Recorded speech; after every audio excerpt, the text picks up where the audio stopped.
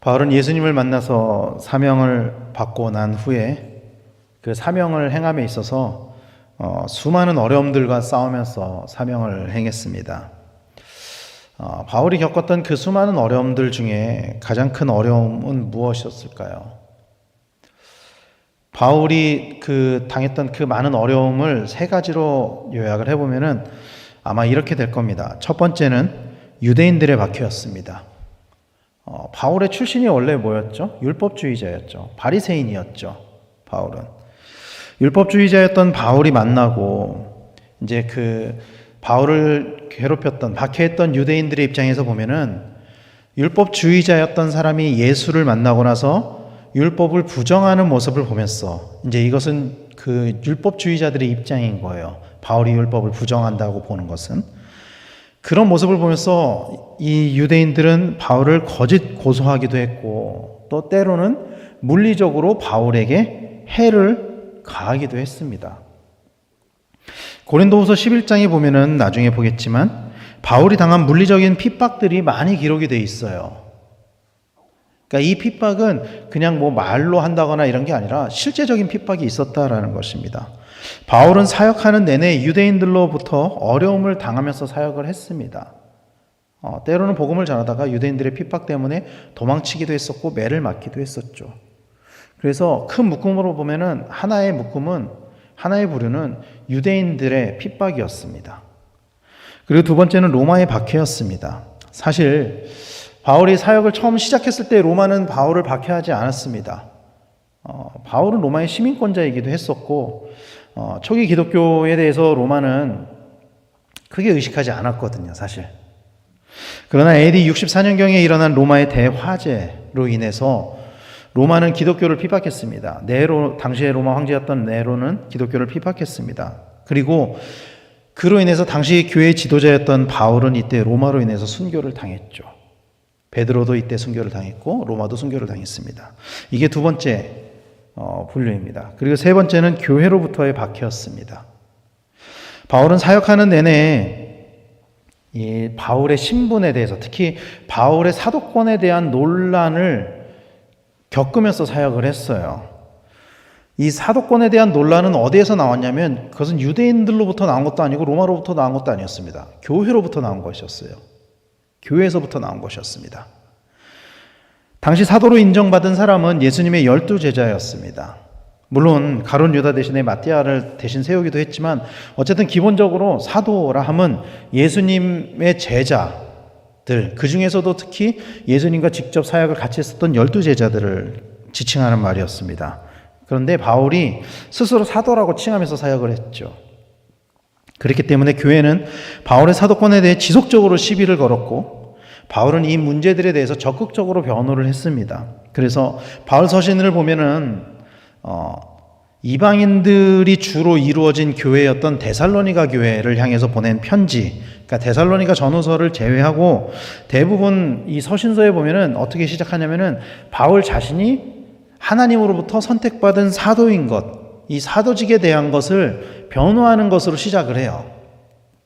그래서 바울은 유대인들로 인해서 핍박을 받았고 로마로부터 핍박을 받았고 그리고 또 교회로부터도 이런 사도권에 대한 논쟁을 이런 어려움을 겪으면서 사역을 했다라는 거예요. 이 세 가지 중에 바울을 가장 괴롭혔던 것은 무엇이었을까요? 바울을 가장 힘들게 했었던 것은 무엇이었을까요? 아마도 교회 안에서 바울을 바라보는 왜곡된 시선이었을 것입니다. 오늘 본문에서도 그래서 바울은 고린도 교회 자신의 사도권을 적극적으로 변호하는 장면이 나옵니다. 이 고린도 교회는 우리가 알고 있는 것처럼 누가 개척을 했죠? 바울이 개척을 한 교회예요. 바울이 복음을 전하면서부터 시작된 교회입니다. 그랬지만 그럼에도 불구하고 고린도 교회 내에서도 바울에 대한 사도권의 논란이 있었어요. 당신이 정말 사도가 맞냐? 당신은 예수님의 12제자가 아니지 않냐? 이런 논란이 있었다는 거죠.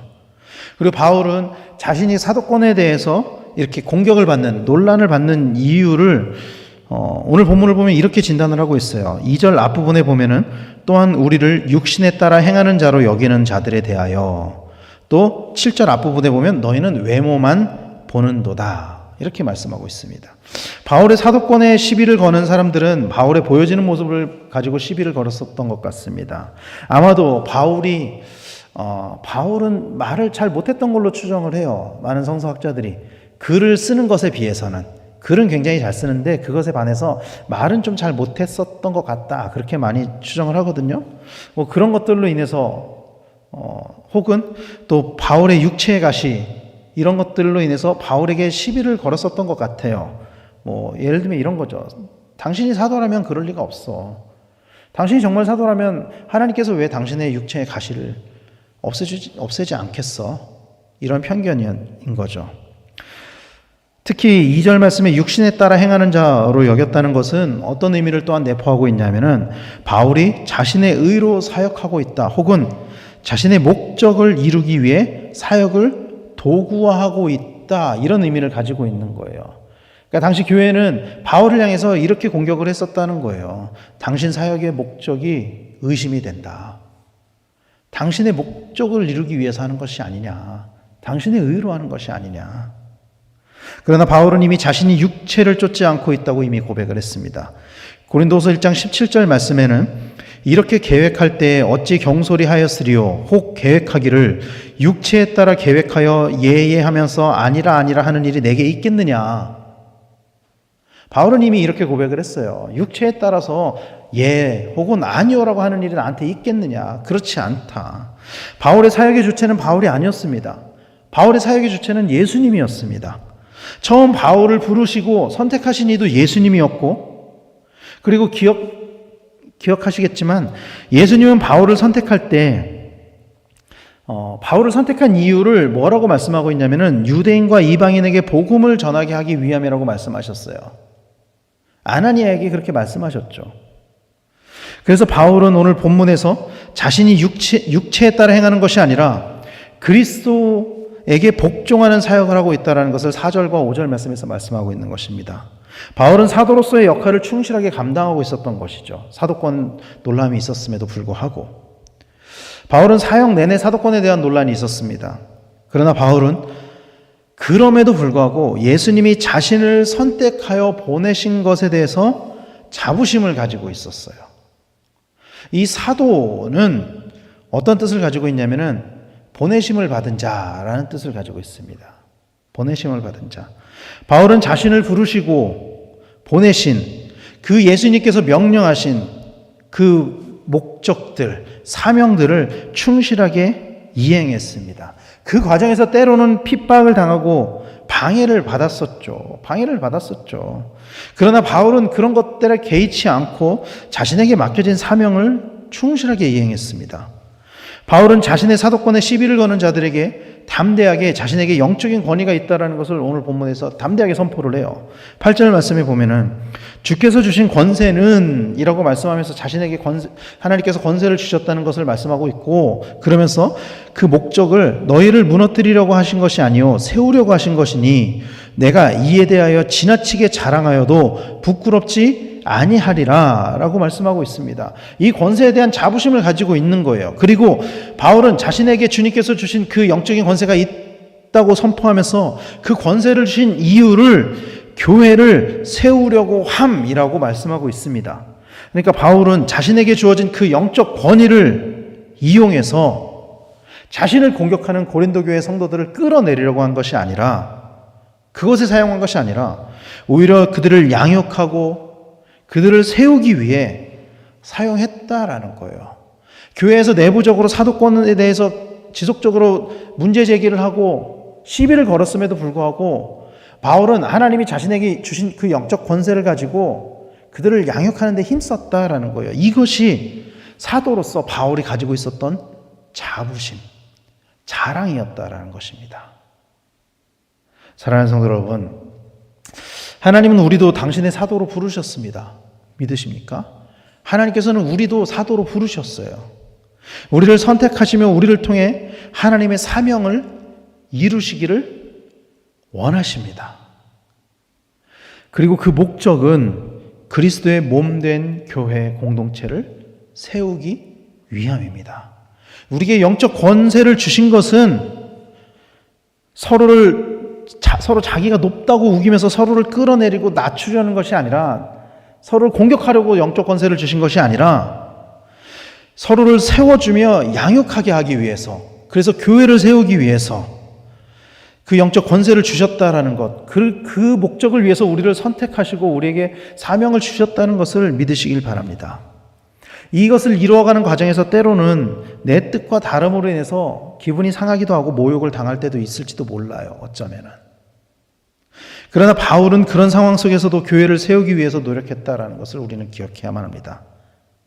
그리고 그 바울이 행했던 것이 우리에게 본이 되어서 우리를 통해 그리스도의 몸된 교회가 세워지게 되기를 간절히 소망합니다. 바울은 그것을 자기의 자랑으로 여겼습니다. 비록 사람들에게 때때로 사도로서 인정받지 못하고 핍박을 받으면서 사역을 했지만, 그래도 바울은 오히려 그것을 자기의 자랑으로 여겼습니다. 그리고 오늘날 2000년이 지난 오늘날 그 누구도 바울의 사도권에 대해서 논쟁을 일으키지 않습니다. 우리는 바울을 가리켜 이야기할 때 뭐라고 이야기를 하죠? 사도 바울. 사도 바울. 예수님의 12 제자도 다 사도였지만 예수님의 12 제자를 이야기할 때 앞에 사도자를 붙이는 경우는 많지 않은 것 같아요. 그냥 베드로, 요한, 야고보 보통 그렇게 이야기를 하죠. 그러나 바울을 이야기할 때는 거의 대부분 사도 바울, 사도 바울 이렇게 이야기를 합니다. 오늘날 그 누구도 바울의 사도권에 대해서 시비를 거는 사람이 없어요. 왜냐하면 바울의 삶이 완벽한 사도의 삶을 살았기 때문입니다. 보내심을 받은 자로서의 삶을 완벽하게 살았기 때문입니다. 그 사도라는 그 직책에 맞는 삶을 가장 완벽하게 산 사람이 바울이기 때문이에요. 사랑하는 성도 여러분, 오늘 우리를 부르신 하나님 앞에서 우리도 그 부르심을 받은 자, 또 보내심을 받은 자의 삶으로 살아가는 성도님들이 되시기를 간절히 축원합니다. 우리에게 주어진 그 영적 권세를 가지고 선한 영향력으로 주님의 사명을 감당하는 성도님들이 되시기를 바랍니다. 그리고 그것이 우리의 자랑이 되어 먼 훗날 하나님 앞에 설 때 칭찬받는 성도님들이 되시기를 바랍니다. 이 땅에서 우리의 목표를 이루는 것이 우리의 자부심이 되지 마시기를 바랍니다. 사람들의 자부심은 내가 이룬 목표들, 내 자녀들이 이룬 목표들, 내 가족이 이룬 목표들, 이 땅에서 내가 목표로 했던 것들을 이룬 것들, 이런 것들이 자부심이지만, 그러나 우리가 정말로 가져야 할 자부심은 우리를 창조하시고 우리를 선택하시고 우리를 보내신 그 하나님께서 우리에게 주신 그 사명, 그 사명을 온전하게 이룬 것들, 또 우리에게 주신 그 영적 권세로 인해서 하나님께서 우리를 보내신 그 몸된 교회를 세운 것들, 이것이 우리의 자부심이 되는 우리 성도님들이 되시기를 바랍니다. 그래서 바울과 같이 그 자부심을 온전하게 그 사도로서의 그 목표를 온전하게 이루어서 바울이 고백했던 그 의의 면류관이 예비되었다고 했던 것들이 우리의 동일한 그런 고백이 되어서 정말 하나님 앞에서 많은 칭찬을 받는 우리 강백교회 성도님들 다 되시기를 예수님의 이름으로 간절히 축원합니다. 기도하겠습니다.